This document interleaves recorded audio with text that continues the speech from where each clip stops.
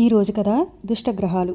ఒకప్పుడు జగన్మాత లోకాలను రక్షించి ప్రజలందరినీ సుఖంగా ఉంచేది. సప్తగ్రహాలను, పంచభూతాలను, సృష్టిని అంతటినీ తన అదుపులో ఉంచుకుని ప్రజలకు కష్టాలు కలగకుండా చూస్తూ ఉండేది. ఎలాగంటే భూమి మీద వర్షం తక్కువైనప్పుడు సూర్యుణ్ణి బంధించి మేఘుణ్ణి వదిలిపెట్టేది. కావలసినంత వర్షాలు కురవటం వల్ల పంటలు చక్కగా పండి భూమి చల్లబడి ప్రజలు హాయిగా ఉండేవారు. అలాగే చంద్రుణ్ణి, నక్షత్రాలను, వాయుదేవుణ్ణి, సాగరరాజును సమయానుగుణంగా వదులుతూ వాళ్ళ పని తీరగానే మళ్ళీ బంధించేస్తూ ఉండటం చేత లోకాలు సౌఖ్యంగా ఉండేవి. అయితే ఇంత పని చక్కబెట్టుకోవటం ఆమె ఒక్కతి వల్ల అయ్యేది కాదు. కనుక తనకు సహాయం చేయటానికని మనిషి కావాలి. ఆ మనిషి ఎవరో ఒకరైతే పనికిరాదు. తనలాగే బాధ్యత వహించి జాగ్రత్తగా, నమ్మకంగా పనిచేయగల వాళ్ళు కావాలను అనుకోవటమే గాని అంత నమ్మకమైన మనిషి దొరకటం మాటలా? ఒకరోజు జగన్మాత తన విమానం మీద బయలుదేరి భూలోకంలో దిగింది. వెళ్ళగా వెళ్ళగా ఆమెకు ఒక పూరిల్లు కనిపించింది. అందులో ఒక తల్లి, కూతురు మాత్రమే ఉన్నారు. కూతురు పేరు సుజాత. జగన్మాత దృష్టి అందాల భరణి అయిన ఆ బాలికపైన పడింది. తాను అనుకున్న ఏవో కొన్ని లక్షణాలు ఆ బాలికలో జగన్మాతకు కనపడ్డాయి. అందుచేతే సుజాత దేవిని ఆకర్షించింది. జగన్మాత కనపడగానే సుజాత తల్లి తన పేదరికం గురించి బాధపడింది. నా కూతురైనా సుఖపడటానికి పుట్టలేదు కదా అంటూ వలవలా ఏడ్చింది. అటువంటి సమయంలో జగన్మాత ఆమెను ఊరడించి, అమ్మా, నీ కుమార్తెకు వచ్చిన లోటేమీ లేదు. ఆమెను నాతో పంపించు. ఆ పిల్ల సౌఖ్యాలన్నీ నేను సమకూరుస్తాను. ఆమె ఒక మహారాణి కాగల లక్షణాలున్నాయి అనేసరికి మరో ఆలోచన లేకుండా ఆ తల్లి, అంతకంటేనా అమ్మా, ఈ మాత్రం మాట ఇంతవరకు అన్నవాళ్ళు ఎవరూ లేరు. నా కూతురు ఎక్కడో ఒకచోట క్షేమంగా ఉంటే నాకదే 10,000 అంటూ సంతోషంతో అంగీకరించింది. ఆ అమ్మాయిని విమానంలో ఎక్కించుకుని తన దివ్యభవనానికి తీసుకుపోయింది జగన్మాత. ఆమె తను చేస్తూ ఉన్న పనులన్నీ సుజాతకు నేర్పింది. కొద్ది రోజుల్లోనే గ్రహాలను బంధించటం, వదలటం మొదలైన పనులన్నీ జగన్మాత లేకపోయినా తను చేసుకుపోగలిగిన స్థితికి వచ్చింది సుజాత. భవనానికి తూర్పు దిక్కున ఉండే 3 గదులు మాత్రం ఎన్నడూ చూడవద్దని, అటువైపు పోనే వద్దని సుజాతని జగన్మాత గట్టిగా హెచ్చరించింది. అందుకు సుజాత వెళ్ళనుదేవి అని మాట ఇచ్చింది. కానీ సుజాత దృష్టి ఎంతసేపు ఆ వద్దన్న 3 గదుల మీదే ఉంటూ వచ్చింది. ఇలా ఉండగా ఒకనాడు జగన్మాత ఏదో పని మీద బయలుదేరి వెళ్ళింది. ఇదే అదునని తలచి ఆత్రంతో ఉన్న సుజాత మెల్లిగా ఆ 3 గదుల్లో మొదటి గది వద్దకు పోయి ఏముందోనని తొంగి చూసింది. ఆమె అలా చూసేసరికి తలుపు సందుల్లో నుంచి ఒక తోకచుక్క యువతలకు వచ్చి రివుమంటూ తారాజువ్వలాగా ఆకాశానికి ఎగిరిపోయింది. ఈ విడ్డూరం చూసి ఏం చేయటానికి తోచక సుజాత భయపడిపోయింది.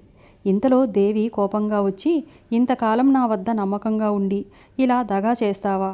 నీవు చేసిన ఈ తప్పిదం వల్ల ఎప్పుడో ప్రళయకాలంలో రావాల్సిన తోకచుక్క తప్పించుకుపోయి ఆకాశం మీద ఇప్పుడు వెలిసింది. దీని ప్రభావం చేత ఇప్పుడు ఎందరో మహామహులు అకాల మరణం పొందుతారు. ఇంకా దేశంలో ఎన్నో అరిష్టాలు కలగబోతున్నాయి. ఇలా అయితే నీవు నా దగ్గర ఉండటానికి వీలు లేదు అని మందలించింది. అప్పుడు సుజాత ఈ తప్పు క్షమించమని కోరి ఇకపై తిన్నగా ఉంటారని మాట ఇచ్చింది. ఈ విధంగా 1-2 గడిచిన తర్వాత జగన్మాత మళ్ళీ ఒకసారి భవనం విడిచి వెళ్ళవలసి వచ్చింది. ఉత్సాహంతో ఉరకలు వేస్తున్న సుజాత మునుపు జరిగిన సంగతంతా మరిచి ఈసారి 2వ గది వద్దకు పోయి మెల్లిగా తలుపు జరిపి తొంగి చూసింది. ఇప్పుడు అనేకమైన వికార స్వరూపాలతో క్షామదేవత తలుపు సందుల్లో నుంచి తప్పించుకు వచ్చి ఎగిరిపోయింది. వెంటనే జగన్మాత వచ్చి సుజాత పైన కోప్పడింది. సుజాత ఈమారు కూడా అనేక విధాల ప్రాధేయపడేటప్పటికీ దేవి క్షమించి ఇంకొకసారి నీతి తప్పి నడుచుకున్నావంటే నీవు ఇక్కడ నుంచి వెళ్ళిపోవలసిందే, కనుక జాగ్రత్తగా ఉండు అని హెచ్చరించింది. మళ్ళీ మామూలుగా తన పనులు నెరవేర్చుకుంటూ ఉంది సుజాత. తరువాత 2-3 సంవత్సరాలకు మళ్ళీ జగన్మాత పని మీద వెళ్ళింది. ఆమె అలా వెళ్ళగానే సుజాత ఈసారి ఆదమరచి ఉండను. నేను చూసినప్పుడు ఆ గ్రహం బయలుదేరగానే అది తప్పించుకుపోకుండా తలుపు గట్టిగా వేసేస్తాను అనుకుంటూ 3వ గది దగ్గరికి వెళ్ళి మెల్లిగా తలుపు సందులో నుంచి తొంగి చూసింది. కాస్తంత సందు దొరికితే తప్పించుకుపోదామని ఎదురుచూస్తూ ఉన్న తుఫాను గ్రహం పెనుగాలి వీచుకుంటూ కెరటాలు రేపుకుంటూ ప్రళయ భీకర రూపంతో ఇప్పుడు తప్పించుకుపోయింది.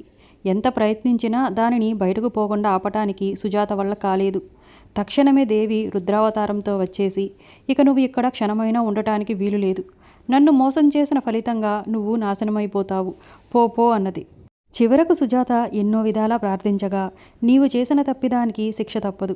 మూగదానివై అడవుల వెంట తిరుగుతూ ఉండు. నీకు పశ్చాత్తాపం ఎప్పుడు కలుగుతుందో అప్పుడు మళ్ళీ నీకన్నీ అనుకూలమవుతాయి అని చెప్పి అమ్మవారు వెళ్ళిపోయింది. శాపం పొందిన సుజాత అడవిలు పట్టిపోతూ విశ్రాంతి కోసం ఒక చెట్టు మీద కూర్చుంది. ఆ చెట్టు ఒక కొలను ఒడ్డున ఉంది. ఇంతలో ఆ పక్క పట్టణాన్ని వెళ్ళే రాజకుమారుడు వేట నుంచి తిరిగి వస్తూ కొలనులో కాళ్ళు చేతులు కడుక్కుందామని కొలను దగ్గరికి వచ్చాడు. అప్పుడు ఆ రాజకుమారుడికి చెట్టుపైన కూర్చున్న సుజాత ప్రతిబింబం నీటిలో కనిపించగా తల ఎత్తి చూశాడు. సుజాత చక్కదనాన్ని చూసి రాజకుమారుడు తనకు రాణిగా ఉండమని ఆమెను కోరాడు. ఆమెకు శాపముందిగా కనుక నోటి వెంట మాటలేక తన సంగతి ఏమీ చెప్పలేకపోయింది సుజాత. సిగ్గుపడుతుందేమో అనుకున్నాడు గాని సుజాత మూగదన్న సంగతి రాజకుమారుడికి తెలియనే తెలియదు. నెమ్మదిగా ఆమె మాట్లాడుతుంది అని అనుకుని ఎలా అయితేనేం అతి వైభవంగా వారిద్దరికూ వివాహం జరిగింది.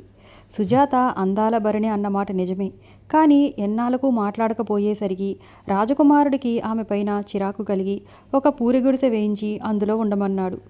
పూరిగుడిసెలో ఒకత్తి ఉన్నప్పటి నుంచి సుజాతకు తన తప్పిదాలన్నీ ఒకటొకటి జ్ఞాపకానికి వచ్చి పశ్చాత్తాపం కలిగింది. తన మేలుకోరిన జగన్మాతను వరుసగా 3 సార్లు మోసం చేసిన నేరం గుర్తుకు వచ్చి దుఃఖించింది. ఈ విధంగా సుజాత పశ్చాత్తాప పడేసరికి ఆమె శాపం తీరిపోయి చిలకలాగా చక్కగా మాట్లాడుతుంది. ఆ రాత్రి రాజకుమారుడికి ఒక స్వప్నం వచ్చింది. కలలో జగన్మాత కనిపించి సుజాత చరిత్ర అంతా పూసగుచ్చినట్లు చెప్పింది. తక్షణమే అతను తన పరివారాన్ని వెంటబెట్టుకుని పూరె గుడిసెకు వచ్చి చూడగా అందాల భరణి అయిన సుజాత శాప విముక్తి కావటం వల్ల చిలకలాగా మాట్లాడింది. రాజకుమారుడే కాక రాజ్యంలోని ప్రజలందరూ ఈ వింత సంఘటనకు ఆశ్చర్యపోయి సంతోషించారు. ఆ రోజు నుంచి సుజాత పట్టపు రాణి అయి సుఖంగా ఉంది. సుజాత అయితే సుఖంగానే ఉంది, కానీ ఆమె చేసిన పొరపాటు వల్ల ఆ రోజు నుంచి తోకచుక్కలు, క్షామదేవతలు, తుఫాను గ్రహాలు మళ్ళీ జగన్మాత అదుపులోకి వెళ్ళటం మానేసి ఇప్పటికీ ప్రజల్ని పట్టి పీడిస్తున్నాయి.